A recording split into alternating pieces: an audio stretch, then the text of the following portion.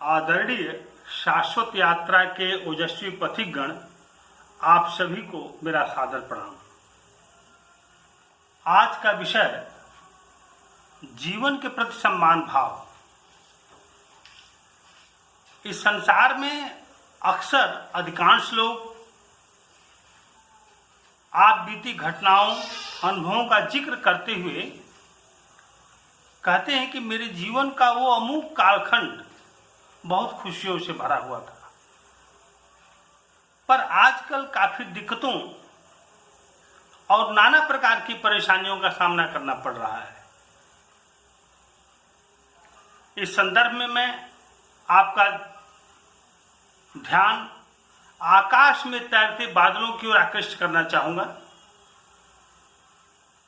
जो आपकी यात्रा को तपिश से महफूज करते हैं, सुरक्षित करते हैं और आपको सुखदायी अनुभव प्रदान करते हैं।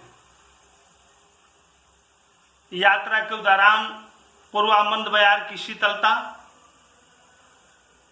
आपके मन को रोमांचक ख्यालों से सज्ज कर देती है। आप मदमस्त हो गुनगुनाते हुए, थिरकते हुए अपने पथ पर निरंतर आगे बढ़ते रहते हैं। लेकिन काल चक्रानुसार ऐसा हमेशा संभव नहीं हो पाता है, यही सच्चाई है। क्योंकि बादलों की घनी छांव सदैव आपके पथ को तपिश से आपकी रक्षा करे, ऐसा संभव नहीं हो पाता है। रास्ते में यानी जीवन यात्रा में आपके पथ में अनेक प्रकार की व्यवधान, मसलन घनघोर वर्षा, तूफानी हवाएं, धूल भरी आंधी और कई बार तो ओलावृष्टि तक आपके रास्ते में पड़ने लगते हैं। और आपका जो रूमानी ख्यालात है वो काफी दिक्कतों का फिर सामना आप करने लगते हैं। उन ख्यालात आपके धीरे धीरे काफूर होने लगते हैं। फलस्वरूप आपका मन बोझिल व तनावग्रसित होने लगता है। तो क्या आप अपनी जीवन यात्रा नहीं करेंगे? अक्सर देखा गया है कि चाहे लाख कठिनाइयां हों, आप अपनी यात्रा सदैव जारी रखते हैं। मैं पुनः आपका ध्यान आकृष्ट करना चाहूंगा। क्या कंकरीली पगडंडियां, मौसमी बदलाव आपकी शाश्वत यात्रा रोकने में सफल हो जाएंगे?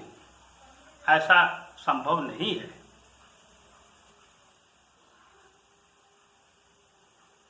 अभी हाल ही में एक घटना जो हम सभी को झकझोर करके रख दी। सुशांत सिंह राजपूत, जो एक उभरते हुए कलाकार थे, मुंबई में उन्होंने अपने आवास पर अपनी जीवन लीला समाप्त कर लिया। यदि यह घटना किसी साजिश या षड्यंत्र के द्वारा हुई है तो निश्चित रूप से यह जांच का विषय है और हम सभी इसकी घोर निंदा करते हैं और इसकी जांच होनी चाहिए, इसके तह तक जाना चाहिए। लेकिन यदि उन्होंने खुद निर्णय लेकर के यह कदम उठाया है तो निश्चित रूप से मैं कहना चाहूंगा कि यह उचित कदम नहीं था। क्योंकि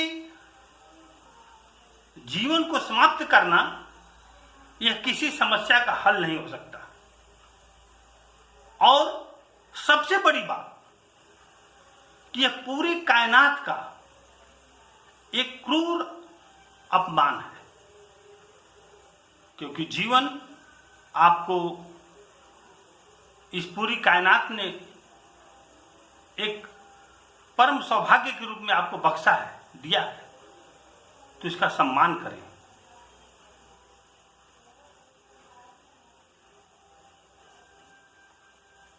और हम सभी इस बात को जानते हैं कि संसार में, इस जगत में सदैव खुशियों या रंजोगम का दौर एक जैसा नहीं रहता।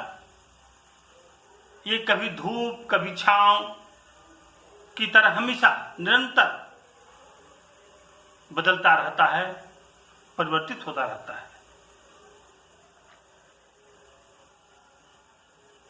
और परिस्थिति वशात हमारा मन कभी बहुत खुशियों से भर जाता है और कभी काफी दुखी हो जाता है। इन सब के बावजूद जो ऊर्जा से लबरेज व्यक्ति होते हैं, जो सदैव जागरूक व्यक्ति होते हैं, वे अपने पथ से कभी विचलित नहीं होते हैं। वे निरंतर अपनी यात्रा करते रहते हैं, क्योंकि वे उपनिषदों के उस मूल मंत्र में उनकी गहरी आस्था होती है, चरय वेति चरय वेति चरय वेति, यानी निरंतर आगे बढ़ते रहो। और इस संदर्भ में साहित्यकार विलियम शेक्सपियर ने अपनी महान पुस्तकों में एक, उनकी पुस्तक का नाम है एज यू लाइक इट। उन्होंने उसमें लिखा है, sweet are the uses of adversity, यानी जो व्यक्ति अपने जीवन की कठिन दौर का भी सामना कर प्रतिकूलता व विषमता को, फिर ध्यान दें, प्रतिकूलता व विषमता को सहजता व उपयोगिता युक्त नजरिए से अपने जीवन को संवारने और संवर्धित करने के लिए उपयोग में लाता है, उसके लिए लक्ष्य बिल्कुल करीब हो जाता है। वो अपने लक्ष्य को जरूर हासिल करता है। निश्चित रूप से हमने अपनी पिछली चर्चाओं में आपसे बार बार निवेदन किया था निर्ध्यासन हेतु, और मैं उम्मीद करता हूं कि इस चर्चा के दौरान जब मैं आपसे बात कर रहा हूं, तथ्यों को आपके समक्ष रख रहा हूं, तो मुझे पूरी उम्मीद है कि आप अपनी अंतर्मुखी यात्रा में काफी प्रगति किए होंगे। और मैं आपको कहना चाहूंगा, इस आध्यात्मिक यात्रा में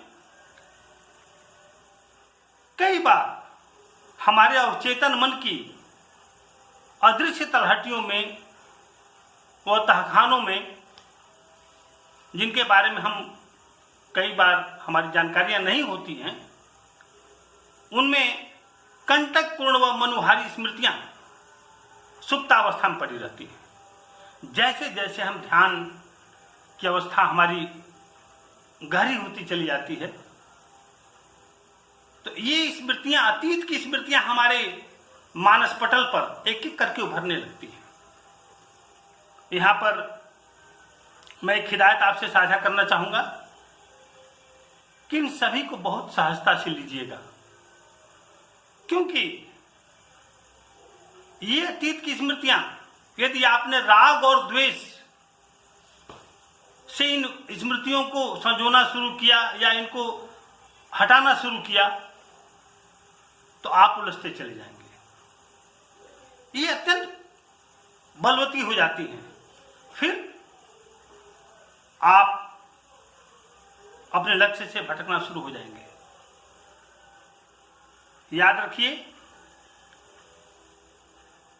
भटकाव समय व श्रम, दोबारा सुने, भटकाव समय व श्रम दोनों की अपार क्षति करता है, बाद में फिर पश्चाताप होता है। तो इसलिए यह आपके सामने समस्या ना आए कि आपको भटकना पड़े। इसलिए मैं पुनः आपसे आग्रह करता हूं कि अपने मन को बार बार आप श्वास प्रश्वास की प्रक्रिया से जोड़ने का प्रयास करते रहें, मन को इधर उधर न भटकाएं। इसमें इस यात्रा में एक सबसे प्रबल तथ्य और है, वो है तृष्णा। तृष्णा के बारे में हमारे मनुष्यों ने कहा है कि तृष्णा तू न गई मेरे मन से। तृष्णा यानी सुख की कामना, जो अतीत में हमें सुख मिला है, जो आनंद की अनुभूति हुई है, बार बार उधर मन दौड़ता है, पाने की कोशिश करता है।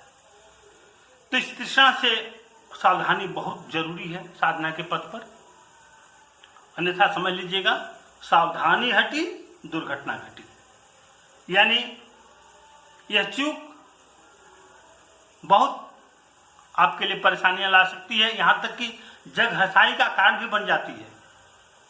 लोग कहते हैं कि बहुत ध्यान और साधना की बातें करते थे और आजकल ऐसे कार्य कर रहे हैं जो एक आम सांसारिक व्यक्ति करता है। तो मैं आपको निवेदन करना चाहता हूं कि आप साधना के पथ पर चल रहे हैं, आप अपनी ऊर्जा का ऊर्ध्वगमन कर रहे हैं, इसलिए आप मुझे सुन रहे हैं, आप मुझे पसंद कर रहे हैं। तो मैं बार बार आपसे निवेदन करूंगा कि सावधानी बहुत जरूरी है, अन्यथा थोड़ी सी चूक हुई तो निश्चित रूप से लक्ष्य से आप भटक जाएंगे। अब मैं आपसे कहना चाहूंगा कि जहां तक सांसारिक कठिनाइयों का सवाल है, तो उसमें रहीमदास जी की एक बहुत अच्छी सलाह है, रही मन चुप हो बैठिए देख दिनन के फेर, जब नीके दिन आवेंगे बनत न लगी हैं देर। यहां बैठने का अर्थ निष्क्रिय होने से नहीं है, बैठने का अर्थ यहां तटस्थ होने से है, बैठने का अर्थ प्रतिक्रिया न करने से है। इस बात का ध्यान रखिए, अन्यथा जैसे जैसे आप प्रतिक्रिया करते जाएंगे आप उलझते चले जाएंगे और फिर लक्ष्य आपसे दूर होता चला जाएगा। और सदियों से सुझाए गए हमारे काबिल बुजुर्गों का कथन तो बहुत ही सारगर्भित है, आंधी आवे बैठ गंवावे। यानी जब समय अच्छे नहीं होते हैं, हमारा दौर अच्छा नहीं गुजर रहा होता है, तो हमें शांत भाव से अपने कर्म में लग जाना चाहिए, उसके ऊपर बहुत ज्यादा जद्दोजहद नहीं करना चाहिए, अन्यथा मन उलझता चला जाएगा और जितनी ग्रंथियां बढ़ेंगी उतनी परेशानी बढ़ती चली जाएगी। तो मैं आप सबसे विनम्र निवेदन करता हूं कि अपनी ऊर्जा का सदुपयोग करें, श्वास प्रश्वास पर अपने ध्यान को केंद्रित करने की कोशिश करें और खुशहाल हों, धैर्यवान हों, ताकि इस शाश्वत यात्रा में आप एक कामयाब व्यक्ति बनकर के आगे आएं और समाज की सेवा करें। इन्हीं शब्दों के साथ मैं आप सबको प्रणाम करता हूं।